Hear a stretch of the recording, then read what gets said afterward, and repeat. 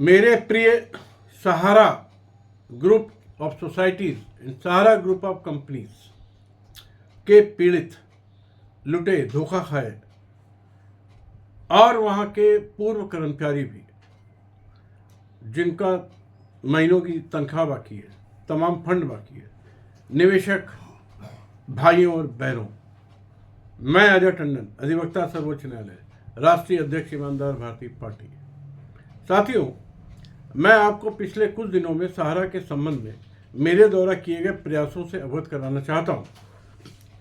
दिनांक 11/3/2024 को सहारा सोसाइटी के मुख्य अपराधी ओपी श्रीवास्तव और सपना राय, एसबी सिंह, अलख सिंह एवं 10 अन्य के खिलाफ थाना देशबंधु गुप्ता रोड, दिल्ली में प्राथमिकी 712/2022 धारा 406-420 के अंतर्गत की एंटीसिपेटरी बेल की सुनवाई वहां के जज special court mister Sanjeev Kumar के यहां लगी थी, जिसमें कि ओपी श्रीवास्तव, स्वप्ना राय वो अन्य की तरफ से लगाई गई थी। उसकी सुनवाई नियत थी।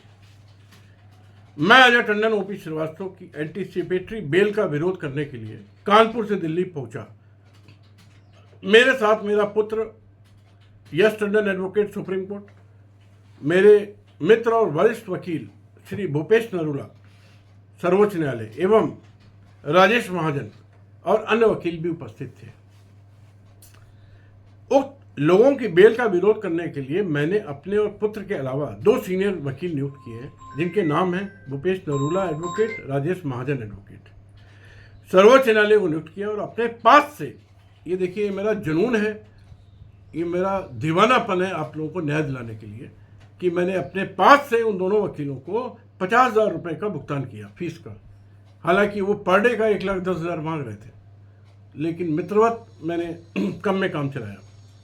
और इस पेमेंट का सबूत मेरे डिस्क्रिप्शन में है, हर चीज़ मेरे पास लिखा पढ़ी में है। फीस और भी देनी है, चूँकि हियरिंग काफ़ी हो चुकी है, और जब भी व्यवस्था होगी दूंगा। दिनांक 11/3/24 को बहस के दौरान ओपी श्रीवास्तव के वकील सारी असंवैधानिक बहस कर रहा था, एकदम बेवकूफ़ बना रहा था कोर्ट को। उस वकील का लाइसेंस निरस्त करा दूंगा, और कोर्ट को गुमराह करा था। और कोर्ट ओपी श्रीवास्तव के पक्ष में झुकी हुई जान पड़ रही थी, क्योंकि ऐसा मुझे लगता है कि मोटा पैसा कोर्ट को मिल चुका था। हम लोगों ने हजारों पीड़ितों की तरफ से अपना पक्ष रखा और कोर्ट से निवेदन किया कि एक तारीख निश्चित की जाए और हमको बहस का मौका दिया जाए, लेकिन कोर्ट ने हमारे निवेदन पर कोई सकारात्मक जवाब नहीं दिया, लेकिन तारीख 13/3/2023 के लिए बढ़ा दी और बेल नहीं दी, क्योंकि मैं अच्छी तरह समझ चुका था कि 30,000 कोर्ट स्पेशल जज संजीव कुमार ओपी श्रीवास्तव, स्वप्ना राय के पक्ष में झुके हुए हैं और हम लोगों की संवैधानिक बातों पर गौर नहीं कर रहे हैं। इसलिए मैंने मन बना लिया कि ऐसी कोर्ट की शिकायत भारत के राष्ट्रपति, प्रधानमंत्री, सर्वोच्च न्यायालय के मुख्य न्यायाधीश, दिल्ली हाईकोर्ट के मुख्य न्यायाधीश, सेशन जज, 30,000 कोर्ट, सीबीआई, ईडी, सीवीसी को भेजूंगा। और मैंने 12 तारीख की रात को उपरोक्त भ्रष्ट जज 30,000 के खिलाफ भ्रष्टाचार संबंधित शिकायत ईमेल के माध्यम से सबको भेज दी। आज मैंने सबको आरटीआई भेजी है कि मेरी शिकायत पर क्या कार्रवाई की गई, क्योंकि 11/12 को नोएडा सेक्टर 74 क्लब 1 में आयोजित पूरे भारत के निवेशकों को न्याय दिलाने हेतु सर्वोच्च न्यायालय में दायर करने वाली PIL की बैठक के इंतजाम करने में मैं व्यस्त था। नहीं तो ये शिकायत 11 को ही चली जाती। इस शिकायत का असर ये हुआ कि संजीव कुमार 30,000 कोर्ट जज छुट्टी लेकर चले गए। मामला 30,000 कोर्ट के कमरा नंबर 222 से कमरा नंबर 143 जज अभिषेक गोयल साहब की अदालत में आ गया, ट्रांसफर हो गया। 13/3 को मैं और मेरा पुत्र यश टंडन, सीनियर एडवोकेट भूपेश नरूला व अन्य वकील उपस्थित हुए। ओपी श्रीवास्तव और सपना राय के वकील भी आए और उन्होंने पुनः अदालत को भ्रमित करने वाली मिसलीडिंग बहस की। इसके लिए अलग से मैं बार काउंसिल ऑफ दिल्ली को शिकायत भेज रहा हूं, और उस वकील की, कोई भी वकील ओपी श्रीवास्तव, सपना राय के लिए खड़ा होगा उसकी मैं वकालत खत्म करा दूंगा, ये मेरा वादा है। छोड़ूंगा नहीं, चाहे वो कपिल सिब्बल ही क्यों ना हो, अभिषेक मनु सिंह भी क्यों ना हो। चोर बेईमान वकील साले। प्राथमिकी संख्या, अब बहस का मुख्य बिंदु क्या है सुनिए।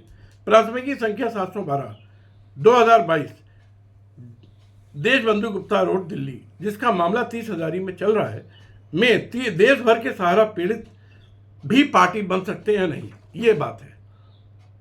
मेरा अपना मानना है किसी भी एफआईआर में पूरे देश के विक्टिम पार्टी बन सकते हैं, ये बात मैं पहले दिन से कह रहा हूं।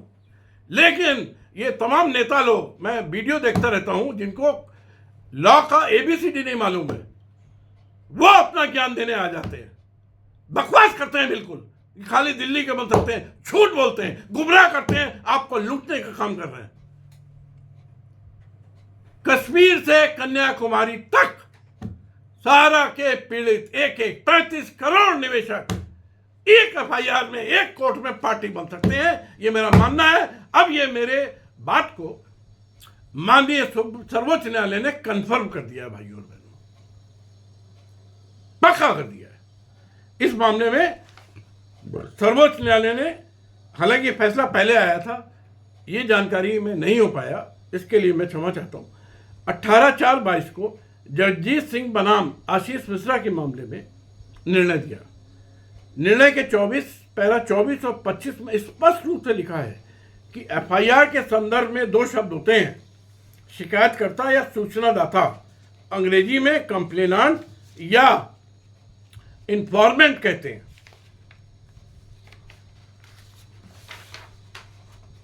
सर्वोच्च न्यायालय ने कहा कि उस मामले के बाहर के व्यक्ति का विक्टिम होने के लिए या पार्टी बनने के लिए उसका कंप्लेनांट या इंफॉर्मेंट होना आवश्यक नहीं है। यदि कोई विक्टिम भारत के किसी भी कोने का यदि एक विशेष मामले में इंफॉर्मेंट या कंप्लेनांट की तरह पीड़ित है, तो वह व्यक्ति जिसको हम विक्टिम कहते हैं, ऐसे किसी मामले में अपना पक्ष रख सकता है और उसको उस केस के लिए पक्षकारी या वादी बनाया जा सकता है और कोर्ट को उसको पूरी तरह इज्जत देते हुए, उसको पक्षकार बनाते हुए, उसको कंप्लेनेंट बनाते हुए पूरी बात सुन करके और न्याय करना पड़ेगा। इस निर्णय की प्रति मैं अपने डिस्क्रिप्शन में डाल रहा हूं। मैं कुछ भी, अगर न्याय में आप लोगों का पक्ष रखा जा सकता है, कोई तरीका है आपको न्याय मिले, बात मैं बगैर पैसे लिए बोल देता हूं। इस प्रकार यह स्पष्ट है कि इस पर सर्वोच्च न्यायालय का निर्णय है कि यदि एफआईआर में उस मामले से संबंधित कोई भी पीड़ित निवेशक भारत के किसी भाग में रहता हो, पक्षकार या वादी बनकर शामिल हो सकता है। तो मेरा मानना है कि उस मामले में FIR number 712 dated 22/11/2022 30,000 court Deshbandhu Gupta road थाना में यदि उसके वादी कोई मुस्लिम है, उसको ओपी श्रीवास्तव डर करके 6 लाख रुपए में ब्याज के ड्राफ्ट दे सकता है, तो क्यों नहीं मेरे सारे भारत के भाइयों और बहनों को, जब तक पूरा पेमेंट ना हो जाए, इस ओपी श्रीवास्तव के बच्चे को और स्वप्ना राय को और जितने हैं सहारा के, इन सबको कोई बेल ना मिले, जेल में जला के सड़ा दीजिए, डाल दीजिए। इसलिए आप सब लोग को मैं ये राय देता हूं, निवेदन करता हूं कि अपने सारा संबंधित कागजात की कॉपियां मेरे मेल पर, व्हाट्सएप पर तत्काल डाल दीजिए और 30,000 कोर्ट में वादी बन जाइए। एक बात है। दूसरी बात, कि सर्वोच्च न्यायालय की संवैधानिक पीठ ललिता कुमारी बनाम उत्तर प्रदेश राज्य 68/2008 12/11/2013 में एफआईआर दाखिल करने के बारे में पूरा निर्णय 40 पेजों का दिया है। इसके पेज नंबर 39 पैरा नंबर 111 में स्पष्ट दिया है कि संज्ञेय अपराधों के मामले में मात्र सूचना मिलते ही 154 सीआरपीसी में पुलिस का संवैधानिक दायित्व है कि बगैर किसी जांच के प्राथमिकी यानी एफआईआर पंजीकृत करे, रजिस्टर्ड करे, इस निर्णय की भी प्रति अपने डिस्क्रिप्शन में डाल रहा हूं भाई और बहनों। इस प्रकार स्पष्ट है कि 30 हजारी कोर्ट में प्राथमिकी 712/2022 में संबंधित कोर्ट का निम्नलिखित संवैधानिक दायित्व है, उसको करना पड़ेगा, कोई हो। पहला, उपरोक्त मामले के संबंध में 800 पन्नों की याचिका मैं पहले भेज चुका हूं। इसमें सहारा के चारों क्रेडिट सोसाइटी और कंपनियों के फ्रॉड का पूरा विवरण है। जितने एफआईआर में एक्यूज्ड हैं उसके अलावा भी सबका धन का आपराधिक अंतरण ऐसे संगीन मामलों में महत्वपूर्ण रोल है, भूमिका है। इसलिए इन सब के अगेंस्ट एफआईआर में आईपीसी की धारा 467, 468, 471, 120B और 34 को बढ़ाया जाना अत्यंत आवश्यक है भाई और बहनों। 467 में आजीवन कारावास है। इसको चारों को मिला के हमको, ओपी श्रीवास्तव को, सपना राय को, जेबी राय को, सुशांतु राय को, सीमांतु राय को, उसकी बीवियों को, और जितना ये पूरा 1 लाख चोर घूम रहा है सहारा का, आजीवन कारावास करवाना है। और ये जो मोटे मोटे हैं 10 ठो, इनको तो फांसी लगवा के लटका देना है। ये मेरा अपना टारगेट है। उपरोक्त एफआईआर में 30 हजारी कोर्ट में पूरे भारत के जितने भी पीड़ित अपना दावा पक्षकार के लिए वादी होने के लिए दायर करें, उनको ससम्मान पक्षकार बनाया जाना चाहिए। ये मेरा कोर्ट से कहना है। वादी, और मैं नहीं कह रहा हूं, सुप्रीम कोर्ट ने कहा है। वो जजमेंट मैं अपने इसमें डाल रहा हूं, वो जरा जजमेंट दे दीजिए। अरे रुक जाओ, हाँ रुक जाओ भाई और बहनों। ये जजमेंट का नाम है Jagjit Singh versus Ashish Mishra 2022 live law SC 376 supreme court of India. ये माननीय जज जो बहुत बढ़िया है, बहुत अच्छा जजमेंट दिया, NV रमन्ना साहब, सूर्यकांत साहब और जस्टिस हिमा कोहली। अच्छा, NV रमन्ना साहब उस समय थोड़े दिन के लिए चीफ जस्टिस ऑफ इंडिया थे, तब दिया गया। और जस्टिस सूर्यकांत साहब, जस्टिस हिमा कोहली जी ने दिया है 18/4/2022 को। क्या लिखा है इसमें लिखा कि victim and complainant informant, it is not always necessary that complainant informant is also a victim, for even a stranger to the act of crime can be an informant, and similarly a victim need not be complainant or informant of a felony। इसलिए इसमें victim's right लिखा है।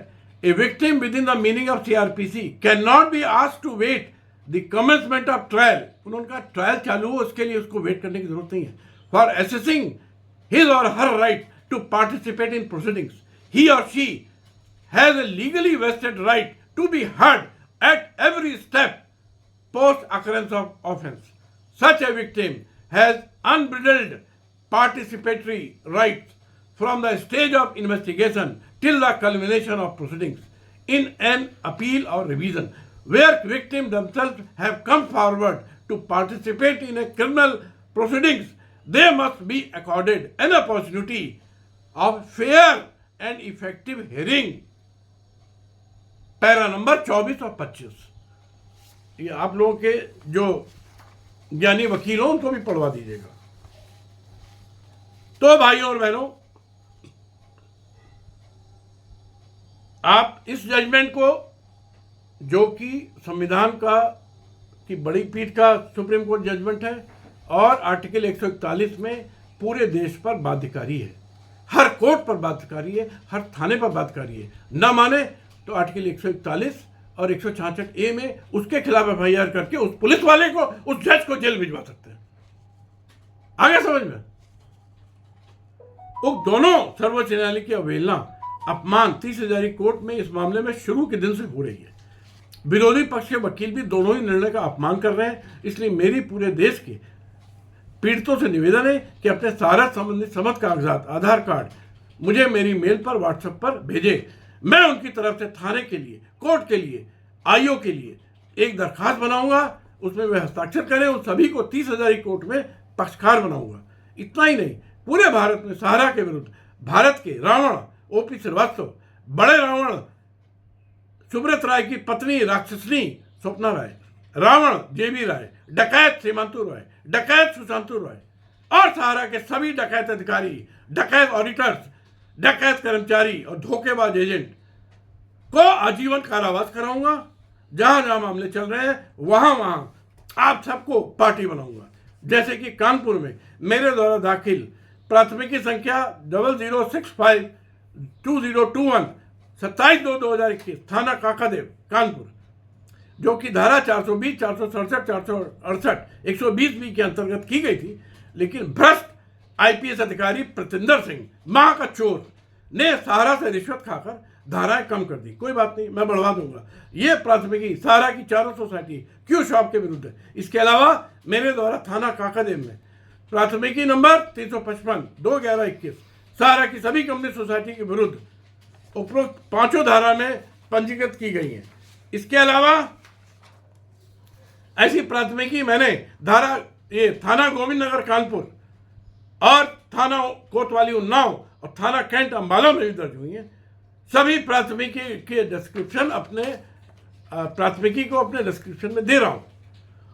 इसलिए मेरा भारत के सभी निवेशक भाइयों बहनों से निवेदन है कि उपरोक्त सभी प्राथमिकी में वादी या पक्षकारी बनने के लिए मुझे सहारा से प्राप्त दस्तावेज और आधार कार्ड, पैन कार्ड भेजें। आप ध्यान रहे कि आपको पैसा मिलने से पहले मैं आपसे एक भी पाई नहीं कमाना चाहता हूं। पैसा मिलने के बाद आपको प्राप्त होने वाली रकम का 10% बतौर फीस लूंगा। इसके लिए MOU कर रहा हूं और एक आपसे क्रॉस चेक की मांग कर रहा हूं। इसके लिए पैसा मिलने के बाद आपको सूचना देकर फीस की रकम की वो चेक लगाई जाएगी। सभी थानों में आपको पक्षकार बनाने के लिए 30,000 कोर्ट में आपको पक्षकार बनाने के लिए FIR दर्ज कराने के लिए मुझे खर्च के मत पर मात्र 1,000 रुपये चाहिए, जो कि खर्चा होगा, इससे ज्यादा होगा। इसको ध्यान कर लीजिए, ज्यादा दिमाग मत लगाइएगा। आप अगर खर्चे का हिसाब मांगेंगे तो मैं पूरा दे दूंगा। वो हिसाब पर मामले में 1,500, 2,000, 2,500 से कम नहीं आ रहा है। मैं मैनेज कर रहा हूं किसी तरह से। 1,000 मांग रहा हूं। मेरा आपको सलाह है, निवेदन है कि उसमें कोई कोताही ना करें और एक भी पैसा इस 1,000 में मेरी फीस का नहीं है। इसको नोट कर लीजिए। मैंने जैसा कहा है वो मैं कर रहा हूं। जिन भाई बहनों को मुझ पर विश्वास आ रहा हो वो समस्त कागजात मुझे ईमेल ID ajaytandon AJAITANDON@atclaw.in या व्हाट्सएप नंबर 9936529111 या दूसरा वाला ऑर्डर ही है, व्हाट्सएप नहीं है। इसके अलावा 12/3/24 को नोएडा सेक्टर 24 क्लब 1 में बेहद बृहद मीटिंग हुई निवेशकों के साथ। हमारे मित्र अभय देव शुक्ला उस मीटिंग में मेरे साथ थे। इस मीटिंग के बारे में आपको मैं अगले वीडियो में बताऊंगा। अभी मैं चाहता हूं कि 2-3 दिन के अंदर में 30,000 कोर्ट में कम से कम ज़्यादा से ज़्यादा निवेशकों के कागजात में लगा दूं। इसके लिए मैं रात दिन लगाऊं। धन्यवाद। जय हिंद, जय भारत, जय मां भारती।